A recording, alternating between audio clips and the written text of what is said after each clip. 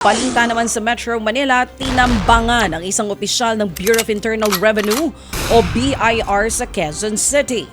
Nangyari ang pamamaril pasado alas 5:30 ng hapon nitong Martes. Ayon nga sa ulat ng pahayagang The Philippine Star, sakay ng kanyang SUV ang target ng pagbabarili ng mga salarin sa kanto ng Araneta Avenue at Bayani Street. Patay po ang driver ng SUV. Habang nagawang makatakas ng nasabing opisyal, mabilis namang tumakas ang mga salarin na sakay ng motorsiklo. Patuloy ang investigasyon sa insidente. Nagbagsakan naman ng tone-toneladang bakal matapos pumalyang isang crane sa Binondo sa Maynila. Nakuhanan ng CCTV ang pagbagsak ng mga bakal.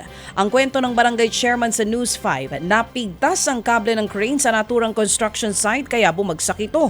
Isang nasugatan sa insidente. Ipinatigil na rin muna ang construction sa lugar habang nagsasagawa ng clearing operations. Nangako naman ang kumpanyang nag-ooperate sa naturang construction site na tutulong sa mga biktima. Ibinasura ng Pangulong Bongbong Marcos Jr. ang utos ng Metro Manila Council na taasan ang multa sa illegal parking.